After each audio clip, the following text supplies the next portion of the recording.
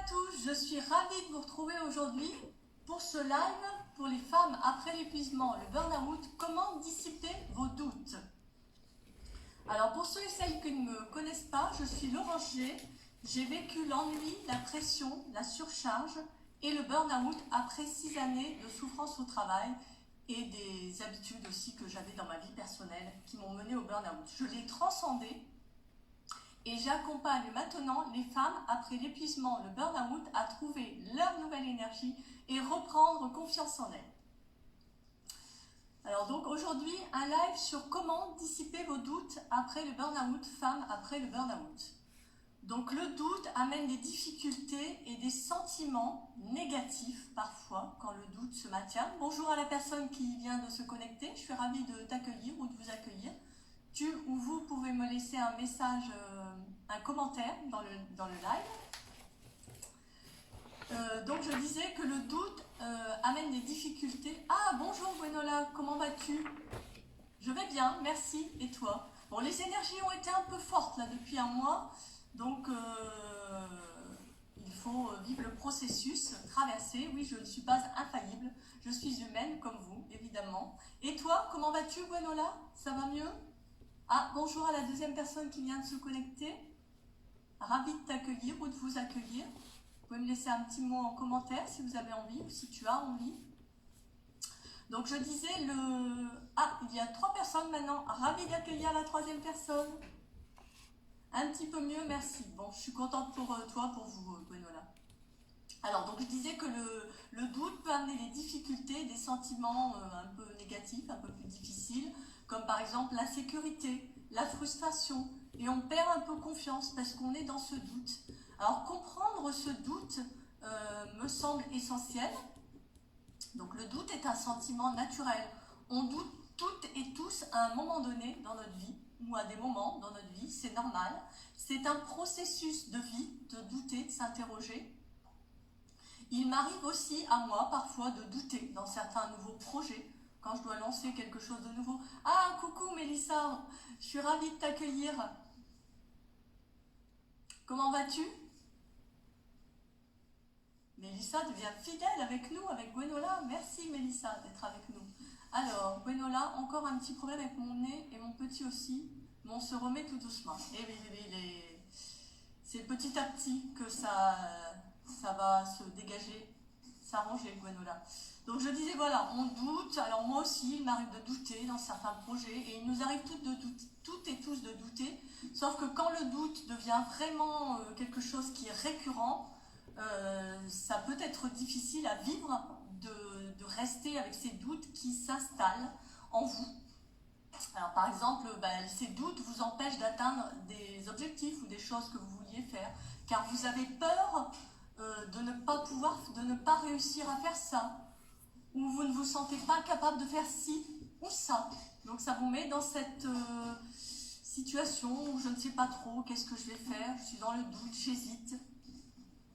Alors on peut avancer avec le doute, sur le doute, sans avoir le regret de ne pas avoir accompli les choses qui nous tiennent à cœur. Parce que ça, avoir ce regret des choses qu'on ne peut pas accomplir, qui nous tiennent à cœur, peut être difficile à vivre. Bonjour à toutes les personnes qui se connectent, je suis ravie. Mélissa, bien, les énergies sont moins chamboule tout. Ouf, moi je pense que ça va se mettre en place tout doucement, s'apaiser, mais les énergies ont été fortes et j'ai vu beaucoup de personnes qui ont eu les énergies assez fortes, d'autres coachs qui en parlaient. Alors excusez-moi, il y a un petit peu de bruit parce qu'on a nos nouveaux petits compagnons, nos petits chatons qui sont là et qui jouent à côté de moi.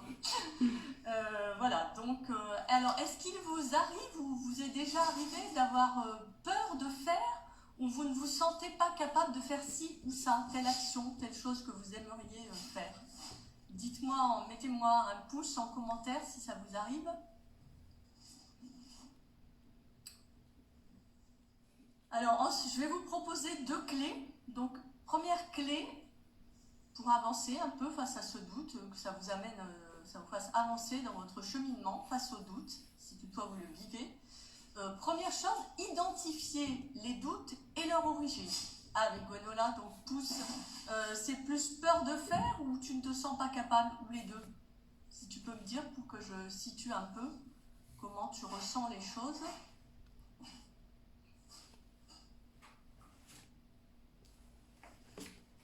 Alors Mélissa, oh oui c'est normal de douter, il faut juste pas laisser le mental prendre le dessus. Voilà, c'est ça, quand le mental prend le dessus, le mentalo, comme je dis, petit jeu de mots mentalo, mais je sais que Mélissa adore les jeux de mots un peu poétiques puisque c'est notre poète. Donc quand le mental prend le dessus, c'est vrai que ça peut être difficile et c'est un processus à surmonter. Alors Gwenola, peur de faire, ok. D'accord, ben je vois, ouais, c'est pas évident, ouais, tu as peur d'essayer parce que tu penses que tu ne vas peut-être pas réussir ou... Ouais, ça c'est pas évident. Alors, en identifiant le doute, on peut voir... Oui, je sais, Gwenola, le mental prend souvent le dessus sur toi et c'est vrai qu'à un moment donné, il y a une réflexion à faire sur ce mental, ces doutes pour toi. Je pense que c'est quelque chose, un point que tu as noté, dont tu prends conscience et qui peut t'amener à une réflexion. Bonjour à la nouvelle personne qui vient de se connecter. Vous pouvez laisser un petit message en commentaire si vous avez envie. Donc on peut regarder si les doutes sont rationnels ou irrationnels. Donc le doute, alors ça n'est pas toujours facile parce que quand on est dans le doute, on manque souvent de clarté et de discernement. Donc c'est parfois un peu difficile de faire le tri. Alors Mélissa, il faut accueillir ses peurs, les comprendre, les laisser nous traverser, mais ne pas les laisser gagner, sinon on se bloque.